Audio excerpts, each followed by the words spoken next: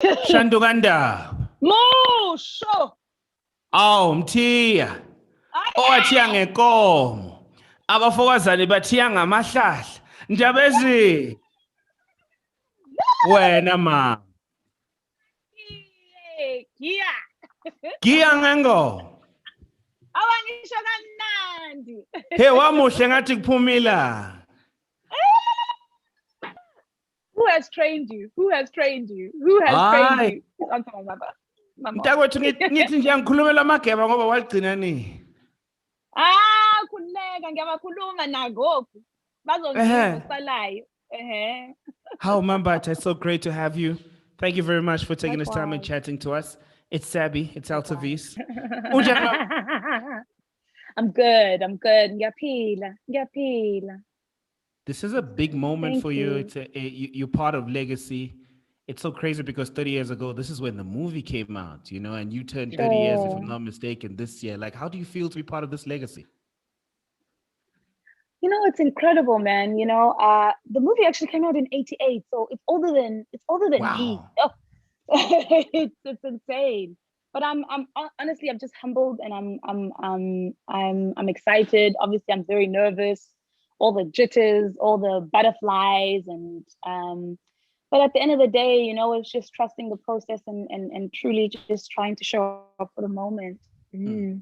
I mean, in booking this job, I think even before that, your life has started to take a different direction with all the work that you've been putting in, be it with acting and even the work that you do outside of the film and TV space. But what does this moment feel like since you've been cast for this film?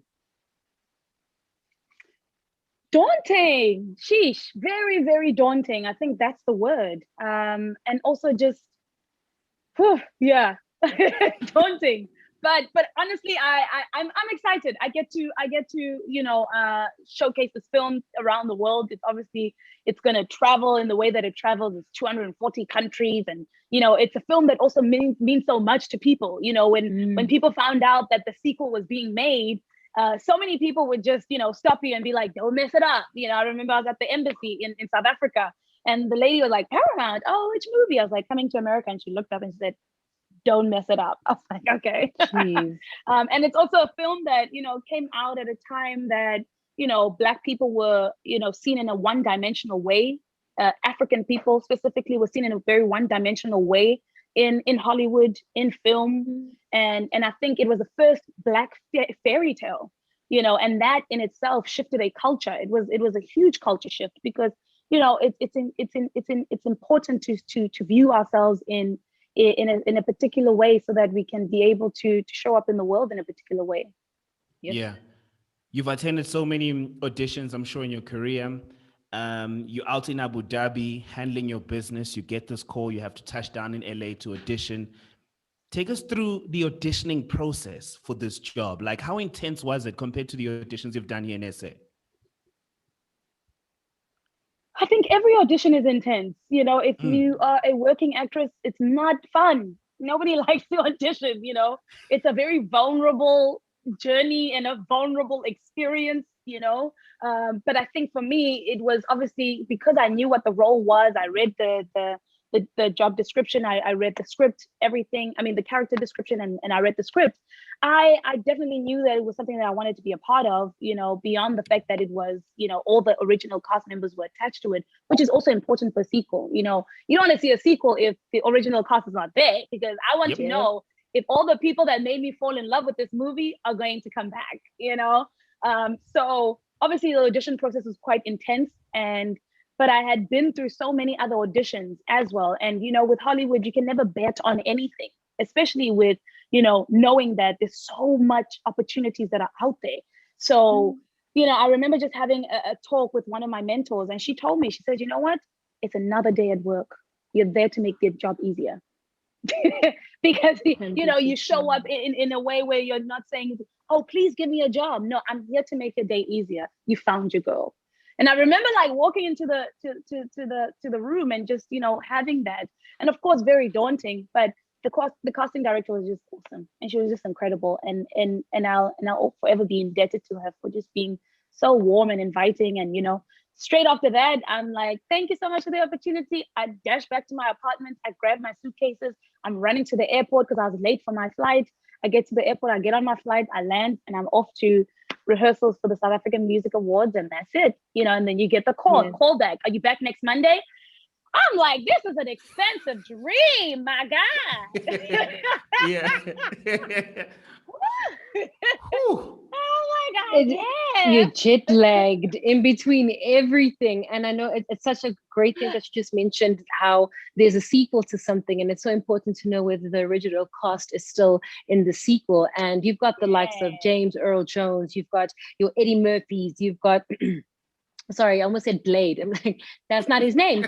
Wesley Snipes. And I'm just like, for you to, oftentimes when we sit in South Africa or anywhere in the world and you look at Hollywood, it looks so far. I can't touch it. I'm reaching, but I can't touch. So for you to share the same set as these Black Hollywood legends, how was that? Was it a fountain of wealth? What was the experience like?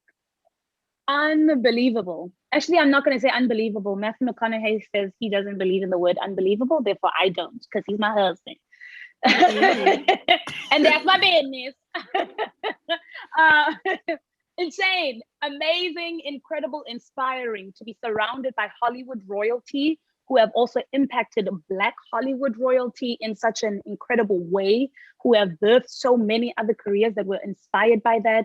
And then to be shooting at Tyler Perry Studios, a man who was once homeless and living in his car, and then you step onto set and this is what he's done with his life, with his career. It's something that it's something that shifts your mind, that takes you out of any other smaller dream that you've ever had, and it takes you into a new lane. Eddie was just incredible. He was just such a gentleman on set. Incredible to watch him as well transform from being Prince Akeem to being Clarence in the barbershop and then being Randy Watson. I mean, that for me is a master of his own craft. Arsenio Hall as well, who was so mischievous. Yes. He'd wait for the director to call action and then he'd whisper a joke. And I'm like, Craig would be like, what's going on? I'm like, it's not me. Listening to music on set, all the cameos that are in the film, just absolutely amazing. And I love what Eddie Murphy, describes the film as. It's an escapism. We had a really, really rough 2020, and it's important also to make all kinds of films, all kinds of television, to give people the escapism, make people laugh, make people feel good, and make people fall in love. Yeah. That's an instrumental moment. Like you just say Eddie Murphy, Arsenio Hall. I'm like, wow, like I'm just in awe listening to these names and watching the trailers. I'm like, you were in the same space as all these legends. It's so unbelievable. And I know when Black Panther came out, there were so many conversations as to the representation of Africa, Xhosa people. Some of them were touched when it comes to the use of language. With you having seen the movie, I'd like to believe you've seen it, or maybe you haven't seen it. You might see it just like all of us on Friday. How do you feel about the representation of Africa with this sequel? I mean, honestly, I think any representation in this film is not to offend. Any representation in this film is a hyper imagination. People can't fly, but yet we believe in Spider-Man. People can't be bulletproof, yet we believe in Aquaman. I think that's the conversation for me. Just to be able to be represented in a royal way. You get a Ruth Carter, who is the first Black costume designer to win an Oscar, doing the costumes and making sure that she gets Black and African designers from the continent and showcasing them in that light. They could have easily gone for an American girl to play the role that I play, but they were specific in that they were looking for a Black African woman to play this particular role. So I think there's a lot of that. And I mean, for me, honestly, I enjoyed the film. It means, I get why it means so much to so many people around the world, why it is a cult classic. And we've been getting such incredible reviews around the world, which makes me feel really, really excited for it and to be a part of it in whichever way that I am a part of it. That's amazing. That is truly amazing. And Yeah. there's always this chat that people have in the industry as a person that might be working in the industry and also the consumers of the Mm. art that you put out there. It's, oh, you started in South Africa, now you're in America, oh, you've changed.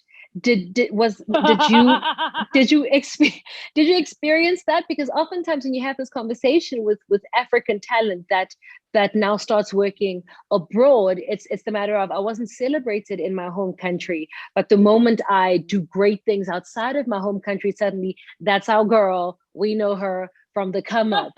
Did you experience the same thing with this? Do you feel like home celebrated you?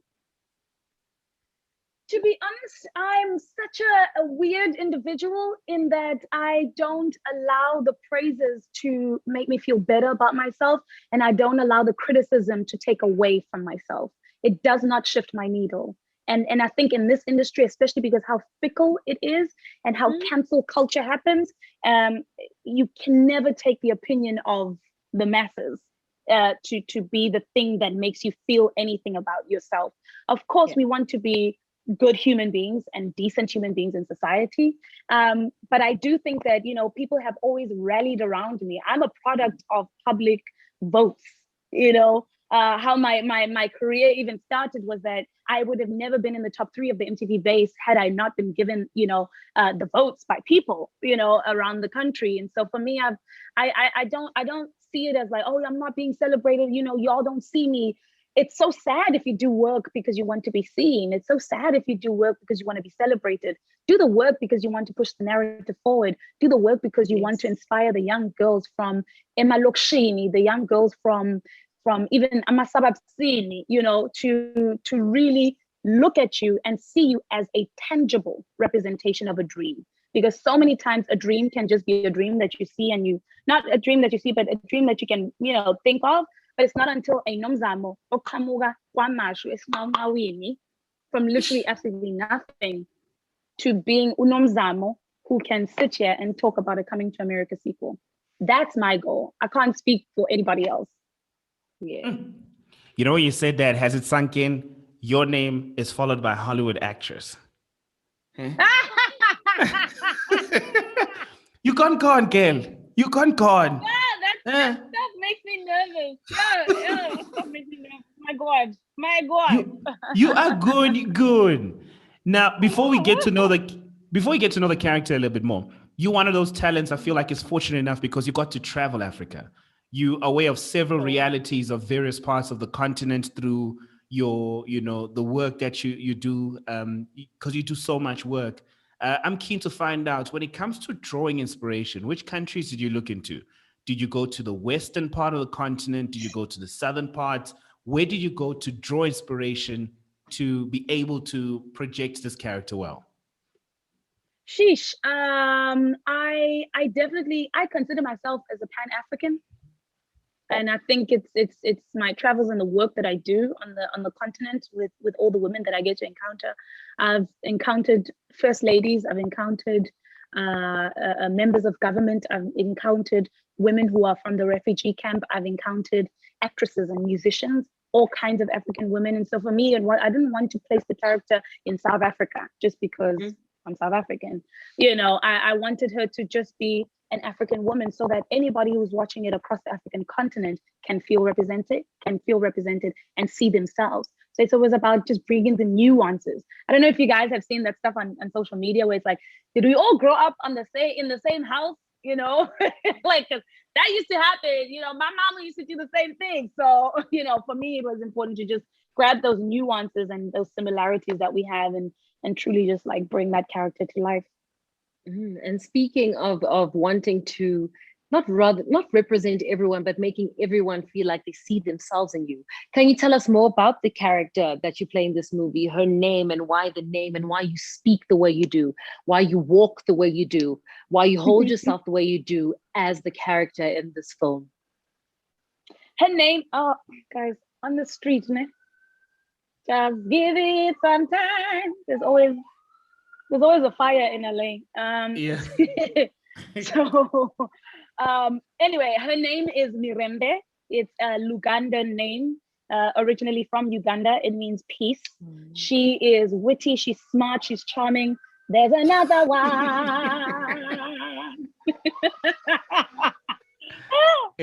She's witty, she's charming, she's smart. She's a traditional Zamundan woman, traditional African woman, but very unconventional in her ways, because every other woman in Zamunda is expected to be a bather or is expected to be a rose petal bearer, and she's a barber. She cuts hair, in the palace. And for me, I had fun playing her because she just brings a different rootedness to one of the main central themes in the film, which is just the power of the female voice. And so I wanted to really just like bring that forward. It was important to how she carries herself, like down from her shoulders, there's certain way anyone who's studied anyone who works in a palace or works for the king or the royal monarchs in whichever sense, there's something about it's either you bow down when you speak to the king or bow down to anybody that you relate to who is from the royal family. And it's about the physicalities of it, it's about the speech of it and the respect. So I tried to bring that, but also to show that she's a woman of the world. She knows what's up, she's within it. Yeah. It's so crazy. Just the other day, we were talking about Nasty, and he was, we just trying to figure out when it comes to comparing, when it comes to work ethic between the American space and the South African space. And he was like, yo, the guys outside are just like, Maspana siyaspana dog. Agnaskhaso next week, you shot at something, you forgot to charge the studio, you forgot to charge the battery. There's no excuses, siyaspana. Would you say you've experienced the same when it comes to this film? Would you say your work ethic has changed because of the demands that came with this role, and also working with the people that you're working with? I mean, I don't think the work ethic kind of changed, because I'm a hard worker. I'm a worker ant. I'm a worker ant. It's unparalleled. That's uncontested. But I think what it did is it made you want to work and push harder. It made you want to really strengthen your craft and strengthen your muscle, because the playing field is different altogether. Yeah. Number one, you have a crew of about 250 people. The last time, I've never been on a set with a crew of 250 people. So it just makes you want to grind a little bit harder and just really show up. And people here also, what I love and what is inspiring, nobody limits anyone. You can do and be anything that you want to be. You know what I mean? Just be great at it. You can literally be a jack of all trades and a master of all. And I'm inspired by it, and it just makes you move different. It makes you see the world different, man. No, yes, I can. Hey, yeah, that sounds. Yeah, it sounds heavy, but it sounds so fulfilling. And with that being said, the work has been done. It's out of your hands. It's now just left for us to consume and for the world to consume. The movie drops this Friday in South Africa. What do you expect from the audience, and what do you want us to take from it? I hope everybody enjoys the movie. I enjoyed making it.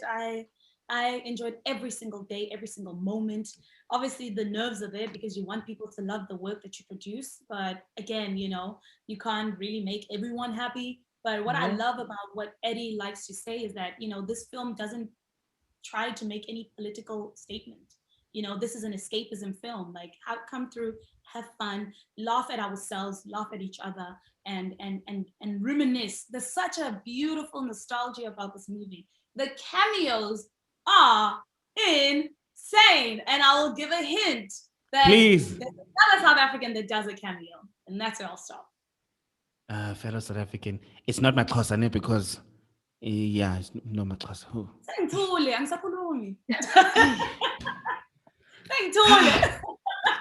We'll have to wait and see.